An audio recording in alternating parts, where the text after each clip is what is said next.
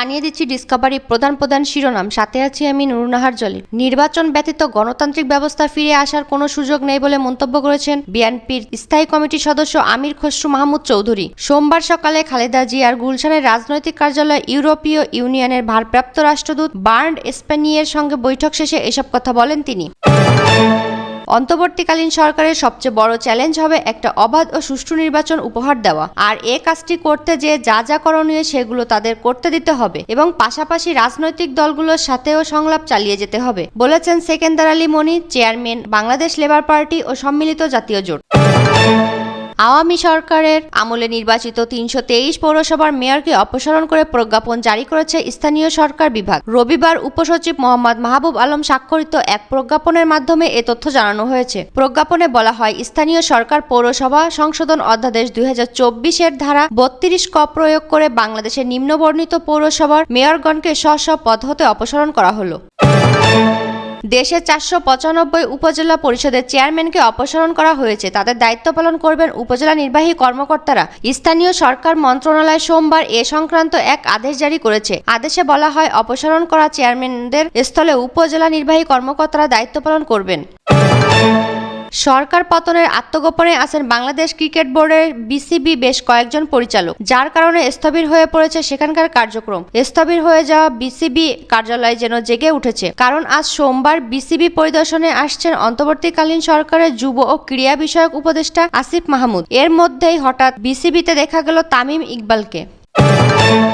হাসপাতালগুলো পূর্বের মতো বিল করলে বা অপ্রত্যাশিত আচরণ করলে ইনস্ট্যান্ট শিক্ষার্থীদের জানানোর জন্য অনুরোধ করেছেন বৈষম্য বিরোধী ছাত্র আন্দোলনের অন্যতম সমন্বয়ক সার্জিস আলম। সম্প্রতি সার্জিস তার ফেসবুক পোস্টে লিখেছেন, আন্দোলনকারীদের জন্য সরকার থেকে প্রাইভেট হসপিটালগুলোতে বিল মওকুফের অথবা ন্যূনতম শুধু মেডিসিন বিল নেওয়ার জন্য নির্দেশনা দেওয়া হয়েছে। কোনো প্রাইভেট হসপিটাল পূর্বের মতো বিল করলে বা অপ্রত্যাশিত আচরণ করলে ইনস্ট্যান্ট জানাবেন, আমরা সরাসরি ডিল করব।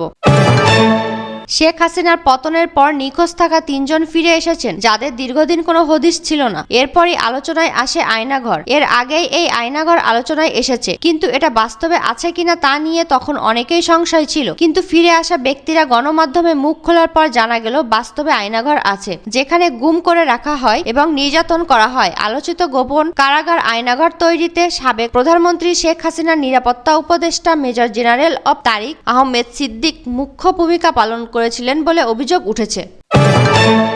২০১৫ সালে কাউরান বাজার এলাকায় বিএনপি চেয়ারপারসন খালেদা জিয়ার গাড়ি বহরে হামলার ঘটনায় আওয়ামী লীগ সভাপতি ও সাবেক প্রধানমন্ত্রী শেখ হাসিনা ও সাবেক স্বরাষ্ট্রমন্ত্রী আসাদুজ্জামান খান কামাল সহ ১১৩ জনের বিরুদ্ধে মামলা করা হয়েছে। গতকাল রবিবার দুপুর ২:৩০টার দিকে ঢাকা মহানগর উত্তর ২৬ নম্বর ওয়ার্ড বিএনপির সাধারণ সম্পাদক বিল্লাল হোসেন বাদী হয়ে তেজগাঁও থানায় এ মামলা দায়ের করেন। মামলায় ১১৩ জনের নাম উল্লেখ করে অজ্ঞাতনামা আরও ৫০০ থেকে ৭০০ জনের কথা মামলায় এজাহারে উল্লেখ করা হয়।